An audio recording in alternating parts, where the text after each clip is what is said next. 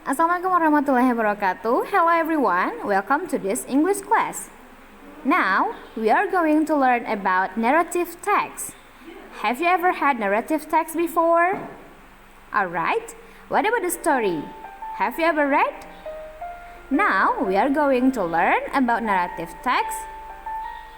Especially, here, narrative text.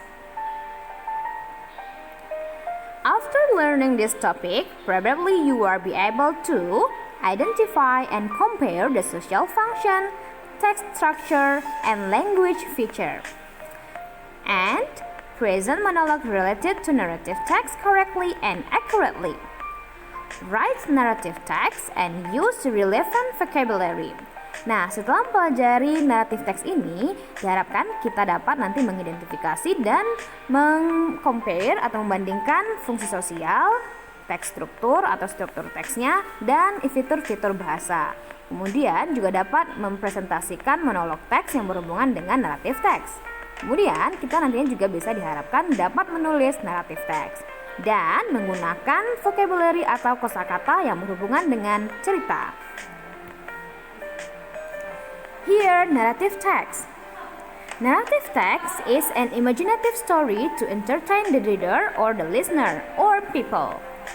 Narrative text is a spoken or written account of connected events, a story.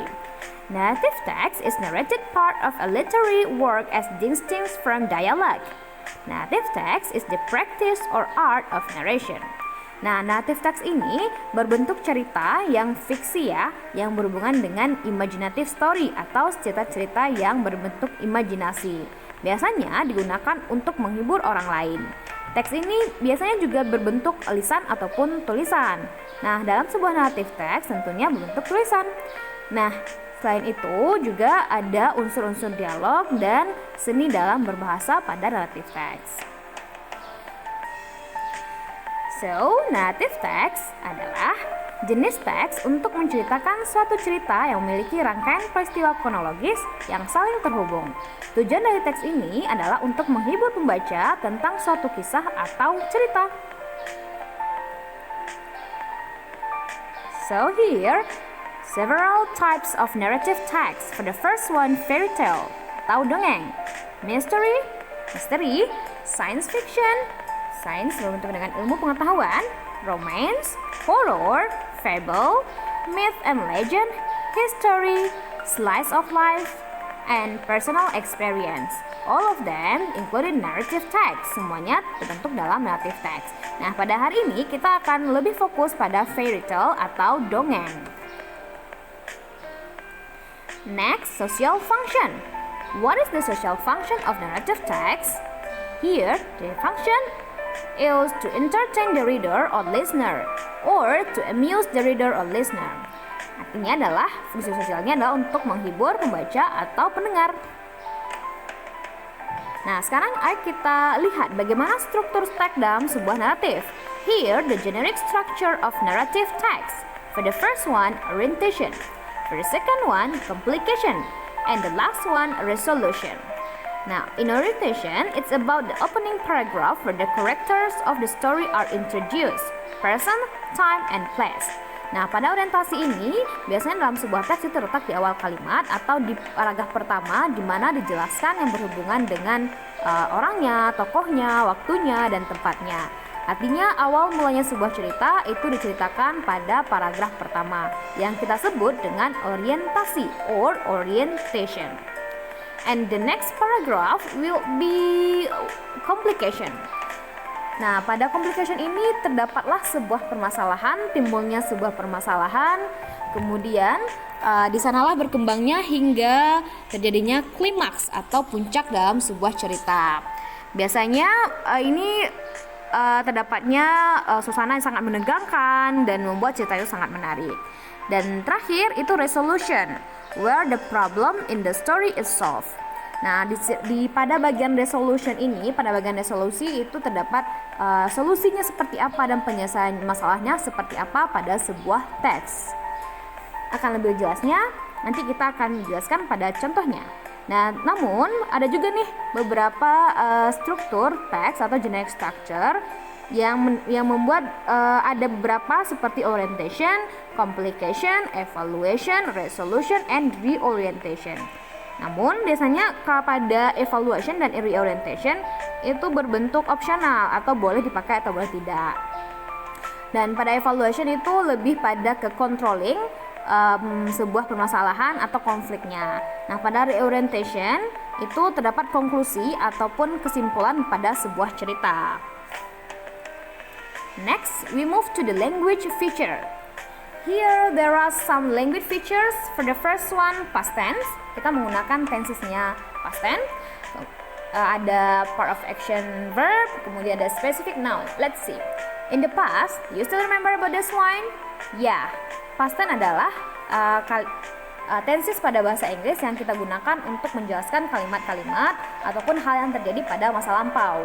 Karena naratif teks ini berbentuk cerita, maka kita menggunakan tensesnya itu tenses yang berhubungan dengan masa lampau. Coba kita lihat di sini ada contoh pertama, once upon a time there was a girl. Di sini kita menggunakan to be-nya was karena pada past tense to be-nya adalah was atau were. Karena ini bersifat nominal sentence, maka kita menggunakan to be, yaitu there was a girl. Ada seorang anak perempuan. Next, Cinderella went to the river. Di sini kita menggunakan kata went atau bentuk kata kerja kedua dari go. Cinderella went to the river. Next, the king killed the traitor.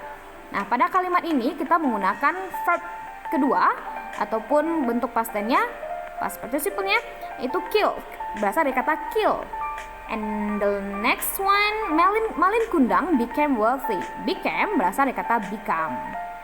Nah, in the last one, in the village there were many teenagers.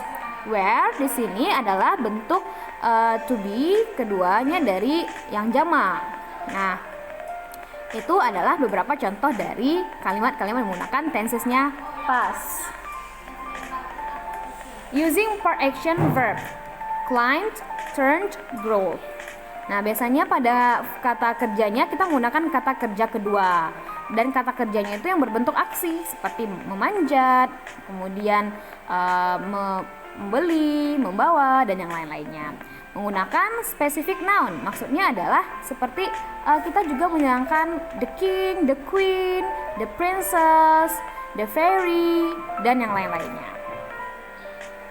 Next, using adjective which are found noun phrase. Biasanya kita juga menggunakan kata sifat seperti long black hair. Misalnya pada Rapunzel itu rambutnya panjang dan lurus, misalnya long white hair, then another examples. Next, using time connectives or conjunction to arrange the events. Biasanya pada narrative text itu akan ada beberapa konektif waktu seperti then, before, after, soon, after that, suddenly, and others. Dan biasanya juga ada pada awal kalimat itu tertera misalnya seperti once upon a time, long time ago, in the past, dan sebagainya macamnya. Next, using adverbs and adverbial phrase to show the location of events. Karena pada sebuah cerita pasti ada tempatnya, maka ada adverbnya. Misalnya kita menggunakan kata here, in the mountain, ever after, in the village, and others. Next, using dialogue to elicit an emotional response from the reader. Contohnya ini ada dialog dari cerita Malin Kundang. Enough, old woman, I've never had a mother like you, a dirty and ugly woman. Nah, ini adalah contoh dialog dari si Malin kepada ibundanya. Oke, kita masuk ke ceritanya. Here the examples of narrative text. Ini adalah salah satu cerita narrative text. Bisa kita lihat di sini ada cerita Snow White. Well, let's read. Once upon a time, there lived a little girl named Snow White. She lived with her aunt and uncle because her parents were died. One day, she heard her uncle and aunt talking about leaving Snow White in the castle because they both want to go to America and they didn't have enough money to take Snow White. Snow White didn't want her uncle and aunt to do this. So she decided it would be safe or best if she ran away. The next morning, she ran away from home where her aunt and uncle were having breakfast. She ran away into the woods. Then she saw this little cottage. She knocked, but no one answered. So she went inside and fell asleep. Meanwhile, the 7 dwarfs were coming home from work. They went inside. There, they found Snow White sleeping. When Snow White woke up, she saw the dwarfs, and dwarf said, "What is your name?" So Snow White said, "My name is Snow White." Dog wondered what said, "If you wish, you may live here with us." Snow White said, "Oh, could I? Thank you." Then Snow White told the dwarfs the whole story, and finally Snow White and 7 dwarfs lived happily ever after. Nah, ini salah satu contoh naratif teks yang berhubungan dengan Snow White. Tapi ini ceritanya sudah dimodifikasi ya, tidak seperti cerita yang pada umumnya. Nah, di sini kita bisa lihat apa saja generic structure yang ada pada teks yang sudah dibacakan tadi. Yang pertama itu orientation-nya. Nah, ini dia orientation-nya, bisa dilihat pada teks ini. Oke. Nah, apa complication-nya? Di sini complication-nya sudah dijelaskan bahwa dia kabur ke hutan, kemudian dia bertemu dengan kurcaci. Next, bagaimana resolution-nya? Nah, pada teks ini terlihat resolution-nya bahwa dia diangkat oleh 7 kurcaci untuk tinggal bersamanya. Oke. Yeah, that's all about the narrative text about Snow White. Let's see another examples, and you can hear the example of narrative text magic pot. In his field, when he hit something hard, it was a large metal pot.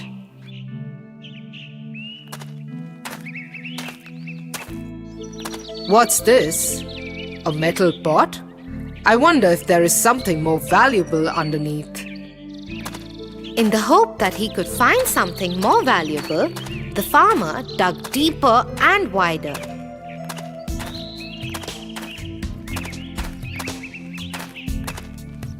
Tired after hours of searching, the farmer decided to rest. He left his spade in the pot.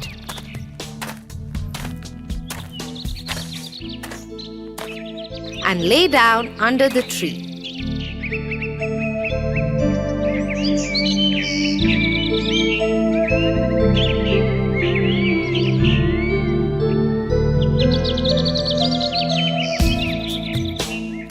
A while later, when he got up and went back to the pot,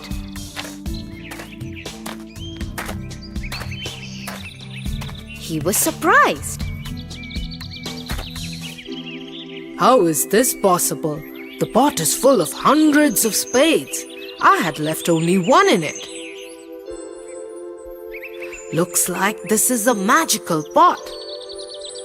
Let me see what will happen if I put a mango in it.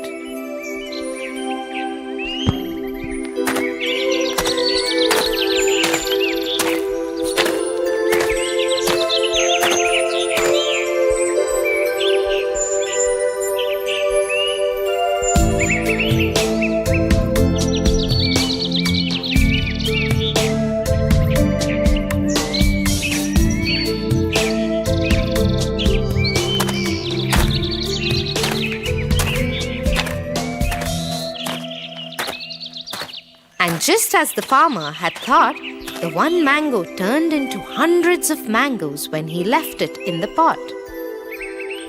This is truly a magical pot. I will take it home and use it to tide over our troubles. The farmer went home and hid the pot at a safe place. He then went to the market and sold the mangoes. He earned a handsome sum for them. On the way back, he brought some grains.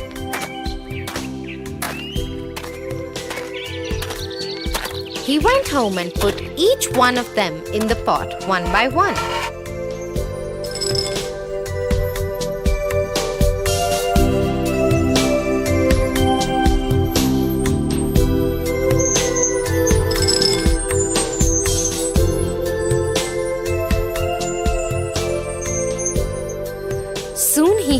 enough of grains to last his family for the rest of the year. The farmer called his wife and told her everything that had happened.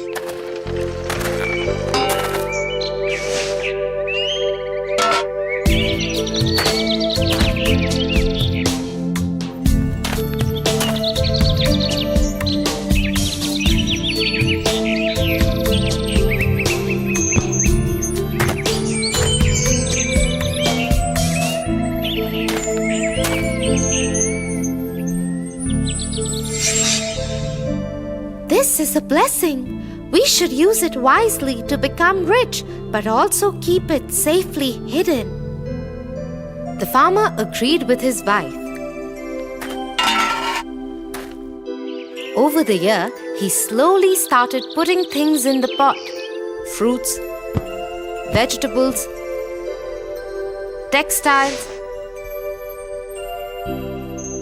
and in some years, he turned around his family's fortune. Though they had been secretive and very careful about their magic pot, people started noticing how they had become rich. And soon their secret was out.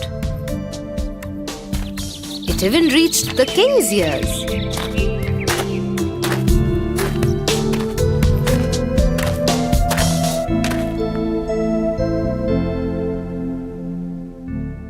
Such a powerful magical pot should be a part of the king's treasury. The farmer has no right to keep it. Only I have the right to own that pot. The king ordered the soldier to bring the pot to the palace.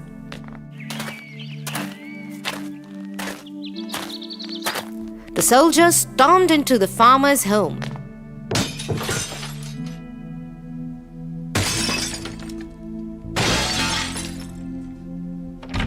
And confiscated the pot. They brought it to the king. Let me see what is inside the pot that makes it so magical. Once I find what it is, I will become 100 times more powerful. The king peered over the pot and looked into it. As he did, he lost his balance and fell into the pot. As he fell, he hit his head on the edge of the pot and became unconscious. When he woke up, he saw that there were hundreds of kings like him.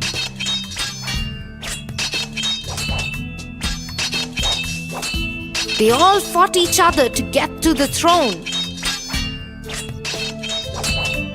and died. Soon the news reached the farmer and his wife. Should we get the pot back now? The king was foolish and his curiosity killed him. But it is not safe to keep the pot anymore.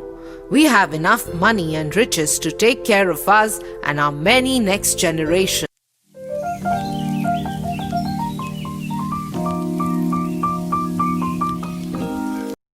I think that's all for today. Thank you very much for watching this video. And let's learn together. Happy working, happy learning from home. See you.